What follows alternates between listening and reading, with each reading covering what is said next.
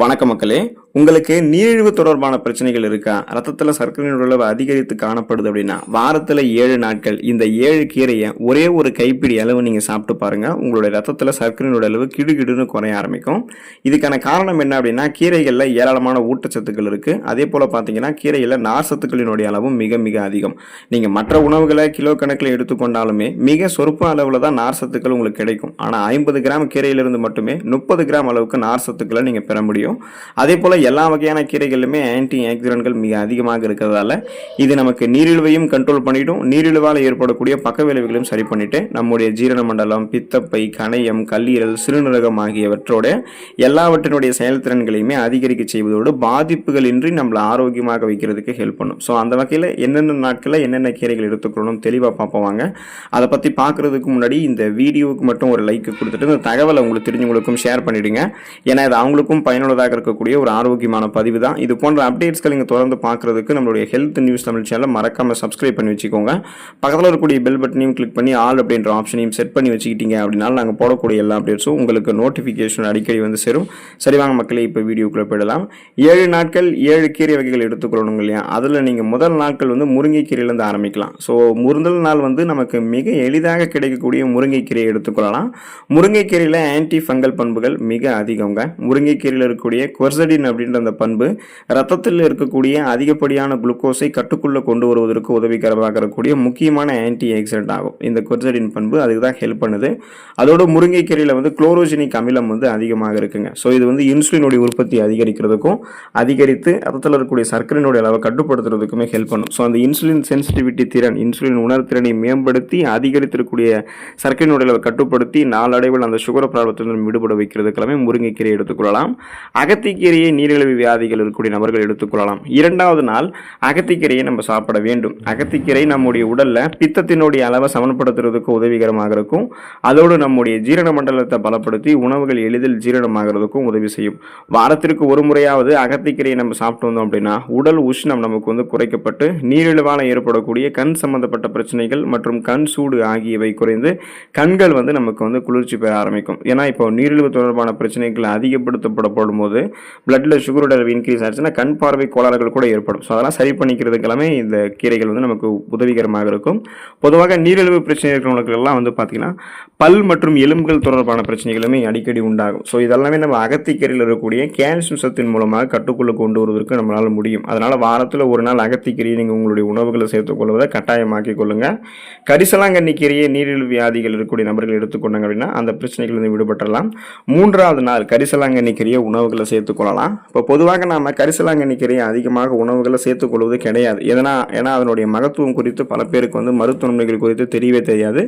மருத்துவமனைகள் தெரிஞ்சால் நீங்கள் வியந்து போவீங்க. கரிசலாங்கண்ணிக்கு கரிசாலை, பிரிங்கராஜ், தேகரோஜம் அப்படின்னு நிறைய பெயர்கள் இருக்குது. அதே போல் கரிசலாங்கண்ணியில் பல வகைகளும் இருக்குது. வெள்ளை கரிசலாங்கண்ணி, மஞ்சள் கரிசலாங்கண்ணி, சிவப்பு மற்றும் நீல கரிசலாங்கண்ணி. ஆனால் பொதுவாக நமக்கு அதிகமாக கிடைக்கிறது வெள்ளை கரிசலாங்கண்ணியும் மஞ்சள் கரிசலாங்கண்ணியும் தான். நீரிழிவு பிரச்சனை இருக்கிறவங்கலாம் கரிசலாங்கண்ணி கீரையை கடையலாகவோ பொரியலாகவோ அல்லது துவையல் வடிவிலோ வாரத்திற்கு ஒரு நாள் நம்ம சேர்த்துக்கொள்வது மிகவும் நல்லது. இது உடலை வந்து குளிர்ச்சியாக்கி நீரிழிவால் ஏற்படக்கூடிய நரம்பு சம்பந்தப்பட்ட பிரச்சனைகளையும் கண் எரிச்சல் உள்ளிட்டவைகளையும் போக்கக்கூடிய தன்மை கொண்டது. அதே போல நீரிழிவு நோயாளிகளுக்கு இருக்கக்கூடிய மிக முக்கியமான பிரச்சனையான அடிக்கடி சிறுநீர் வெளியேறுவது, சிறுநீர் கடுப்பு ஏற்படுவது, இது எல்லாத்தையுமே நமக்கு வந்து கட்டுப்படுத்துறதுக்கு எல்லாமே கரிசலாங்கண்ணி கீரை ஹெல்ப் பண்ணும். இப்போ நீங்கள் நிறைய பேர் பார்த்தீங்க அப்படின்னா சுகர் ப்ராப்ளம் இருக்கக்கூடிய பேஷண்ட்ஸ் நீங்கள் கவனிச்சிங்கன்னா தெரியும், அவங்க அடிக்கடி வந்து சிறுநீர் கழிக்கூடிய பிரச்சனைகளால் அவதிப்படுவாங்க இல்லையா? ஸோ அதனால் அந்த சிறுநீரகத்தினுடைய செயல்பாடுகள் வந்து நமக்கு கெட்டுவிடும் போது, அந்த வடிகட்டக்கூடிய செயல்திறன் தடைப்படும் போது இந்த மாதிரி ஏற்படும். இப்போ அதிகரிக்க நமக்கு ரத்தத்தில் சர்க்கரையினுடைய அளவுக்கு அதிகமாக இருக்கக்கூடிய போது அதை வந்து கண்ட்ரோல் பண்ணிக்கிறதுக்கும் அதே போல் அதன் மூலமாக ஏற்படக்கூடிய பக்க விளைவுகளை சரி பண்ணுறதுக்குமே நமக்கு கரிசலாங்கண்ணி கீரை உதவிகரமாக இருக்கும்.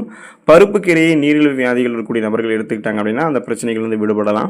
வாரத்திலுடைய 4வது நாள் வந்து நமக்கு மிக எளிதாக கிடைக்கக்கூடிய பருப்பு கீரையை சேர்த்துக்கொள்ளலாம். பருப்பு கீரையில் வந்து பார்த்தீங்கன்னா ஏராளமான ஊட்டச்சத்துக்கள் இருந்திருக்கு. குறிப்பாக புரதச்சத்து, கொழுப்பு சத்து, தாதுக்கள், நார் சத்துக்கள், கார்போஹைட்ரேட், கால்சியம், பாஸ்பரஸ், இரும்பு சத்து, இது மாதிரி ஊட்டச்சத்துக்கள் எல்லாமே இருக்குது. பருப்பு கீரையை அடிக்கடி நம்மளுடைய உணவுகளை சேர்த்துட்டு இருக்கோம் அப்படின்னா உடல் உஷ்ணம் வந்து நமக்கு குறைந்து நீரிழிவு நோயாளிகளுக்கு ஏற்படக்கூடிய சருமம் தொடர்பான பிரச்சனைகள் கட்டுக்குள்ள வரும். அதோட எலும்புகள் வந்து வலுவடைய ஆரம்பிக்கும். மலச்சிக்கல் ஏற்படாமல் தடுக்கப்படும். இந்த பருப்பு கீரையை வாரத்தில் ஒரு நாள் நம்முடைய உணவுகளை நம்ம சேர்த்துக் கொள்ளும் போது நீரிழிவு நோயால் ஏற்படக்கூடிய பக்க விளைவுகள் அது வந்து நமக்கு வந்து குறைக்கப்பட்டு ரத்தத்தில் அதிகரித்திருக்கக்கூடிய சர்க்கரையின் அளவு வந்து கட்டுக்குள்ள வர ஆரம்பிக்கும். அப்போ பக்க விளைவுகளையும் சரி பண்ணிக்கலாம். சுகர் ப்ராப்ளத்திலும் நம்ம விடுபட்டு விடலாம். கண்டங்கத்திரி கீரையை நீரிழிவு வியாதிகள் இருக்கக்கூடிய நபர்கள் எடுத்துக்கிட்டாங்க அப்படின்னா அந்த நீரிழிவு பிரச்சனைகள் வந்து பக்க விளைவுகள் வந்து விடுபட்டு விடுவாங்க. ஏராளமான மருத்துவ பலன்கள் கொண்ட கண்டங்கத்திரி கீரையை 5ஆம் நாள் நம்ம உணவுகளை வந்து சேர்த்துக்கொள்ளலாம். பொதுவாக சளி தொல்லை அதிகமாக இருப்பதற்காக எடுத்துக்கொண்டாலும் கூட இந்த கண்டங்கத்திரி கீரை வந்து நோய் எதிர்ப்பு மண்டலத்தை பலப்படுத்தக்கூடிய தன்மை கொண்டதால இம்யூன் பவரை இன்க்ரீஸ் பண்ணி நமக்கு இருக்கக்கூடிய சாதாரணமான நோய்களான சளி, காய்ச்சல், இருமல், தலைவலி இந்த மாதிரி பிரச்சனைகளை குணப்படுத்துது. சீசனலாக புதுசாக அட்டாக் ஆகக்கூடிய பாக்டீரியா, வைரஸ் போன்ற பருவகால தொற்று வியாதிகளையும் வராமல் தடுக்குதுங்க. ஸோ இப்போ நீரிழிவு பிரச்சனைக்கு இருக்கக்கூடிய நபர்கள்லாம் வாரத்தில் ஒரு நாள் கண்டங்கத்திரி கீரையோட சேர்த்து பார்த்தீங்க அப்படின்னா இந்த கண்டங்கத்திரி கீரை தங்களுடைய உணவுகளை எடுத்துக்கொள்ள வேண்டியது மிகவும் அவசியம். கிடைக்கலன்னு சொல்லாதீங்க. நீங்கள் மார்க்கெட்டில் வந்து தேடினீங்கன்னா நிறைய எல்லா கீரைகளுமே அவைலபிளாக இருக்கும்.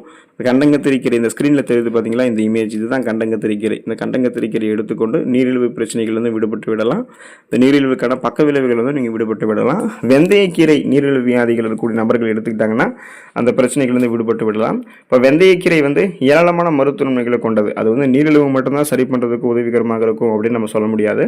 இப்போ அதில் இரும்பு சத்து இருக்கிறதால நம்மளுடைய ரத்தத்தில் ரத்த சிகப்பணுக்கள் குறையாமல் பாதுகாத்துக்கும். அது குறைஞ்சது அப்படின்னா அதை இன்க்ரீஸ் பண்ணி அதில் இருக்கக்கூடிய ரத்த புரதமான ஹீமோகுளோபினுடைய எண்ணிக்கையை இன்க்ரீஸ் பண்ணி போதுமான அளவுக்கு ஆக்சிஜன் சப்ளைவை நமக்கு வந்து கொடுத்து ரத்த சோகை பிரச்சனைகள் நம்ம விடுபட வைக்கும், சுறுசுறுப்பாக வைக்கும்.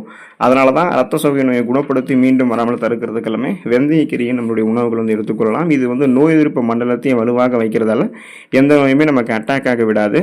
சுருக்கமாக சொல்லணும்னா வெந்தயம் எப்படி நீரிழிவு நோயை வந்து கட்டுப்படுத்துறதுக்கு மிகச்சிறந்த மருந்தோ அதற்கு இணையாக வெந்தயக்கீரையுமே நம்முடைய உணவுகளை நம்ம சேர்த்துக்கொள்வது நல்லது. வாரத்தில் ஒரு நாள் கட்டாயம் வெந்தயக்கீரையை உணவுகளை சேர்த்துக்கொள்ள வேண்டும். இது வாதம், பித்தம், கபம் ஆகியவற்றை வந்து நமக்கு வந்து சமன் பண்ணிடும். கண் பார்வை சம்பந்தப்பட்ட பிரச்சனைகளை வந்து வெந்தயக்கீரை நமக்கு நீக்கும். குறிப்பாக சர்க்கரை நோயாளிகளுக்கு ஏற்படக்கூடிய நரம்பு தளர்ச்சி, நரம்பு சம்பந்தப்பட்ட பிரச்சனைகள், பாத எரிச்சல் ஆகியவற்றை சரி செய்வதில் வெந்தயக்கீரைக்கு நிகர் வேறு எதுவுமே இல்லை அப்படின்னு சொல்லலாம்.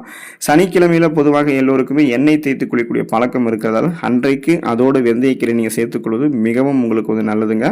பிரண்டை துவையல் நீரிழிவு வியாதிகள் இருக்கக்கூடிய நபர்கள் எடுத்துக்கிட்டாங்கன்னா அந்த பிரச்சனைகள் வந்து விடுபட்டு விடுவாங்க. இப்போ நீங்கள் வந்து கீரை அப்படின்னு சொல்லிட்டு பிரண்டையை சாப்பிட சொல்றீங்களா அப்படின்னு கேட்கலாம். பிரண்டையுமே கீரை வகையை சேர்ந்தது தான். பிரண்டை எல்லோரும் கட்டாயமாக உணவுகளை சேர்த்துக்கொள்ள வேண்டிய ஒரு கீரையாக இருக்கு. நீரிழிவு வியாதிகள் தவிர்க்கவே கூடாது. எப்போது கிடைத்தாலுமே வாங்கி நீங்கள் பயன்படுத்துங்க. அதே போல் இப்போ நீங்கள் வந்து உங்களுடைய நாளை துவங்கும் போது பிரண்டை கீரையை நீங்கள் சாப்பிட்டு தொடங்குனீங்க அப்படின்னா அது வயிறு சம்பந்தமான எல்லா பிரச்சனைகளையுமே சரி செஞ்சு ஜீரண மண்டலத்தை ஆரோக்கியமாக வைக்கிறதுக்கு ஹெல்ப் பண்ணும். உங்களுடைய உடலினுடைய வளர்ச்சிதை மாற்றத்தை தூண்டுவதற்கு உங்களுக்கு வந்து ஹெல்ப் பண்ணும். ஸோ இப்படி நீங்கள் 7 நாட்கள் 7 கீரை வகைகளை எடுத்துக்கொள்வதன் மூலமாக மிக கூடிய விரைவிலேயே உங்களுடைய ரத்தத்தில் சர்க்கரையினுடைய அளவு எவ்வளவு அதிகமாக இருந்தாலுமே அது சரியான அளவுக்குள்ள கட்டுக்குள்ள வருவதை உங்களால் வந்து மிக எளிதாக பார்க்க முடியும். ஸோ அதிகரித்திருக்கக்கூடிய ரத்த சர்க்கரையினுடைய அளவை கட்டுப்படுத்தி நாளடைவில் அந்த சுகர் ப்ராப்ளத்திலிருந்து நீங்கள் விடுபடுவதற்கு தொடர்ந்து பார்த்தீங்கன்னா இந்த கீரைகளை நீங்கள் எடுத்துக்கொள்ள வேண்டும். இப்போ கீரைகளில் பார்த்தீங்கன்னா ஏராளமான ஊட்டச்சத்துக்கள் இருக்கிறதால தான் அது நமக்கு வந்து சமைக்கிறதுக்கும் மிக எளிதாக இருக்கும், ஜீரணமாகிறதுக்கும் எளிதாக இருக்கும். உடனே நம்மளுடைய ரத்தத்தில் கரைந்து அதிகரித்திருக்கக்கூடிய ரத்தத்தில் இருக்கக்கூடிய சர்க்கரையினுடைய அளவை கட்டுப்படுத்துறதுக்கு வேண்டிய விட்டமின்கள், மினரல்கள், தாதுக்கள், ஆன்டி ஆக்சிடென்ட்களை கொண்டிருக்கு. ஸோ தொடர்ந்து ஒரு கப் அளவு நீங்கள் இந்த மாதிரி கீரைகளை எடுத்துக்கொண்டு நலம் பெறுங்கள். நீரிழிவு வியாதிகள் விலகிருங்க.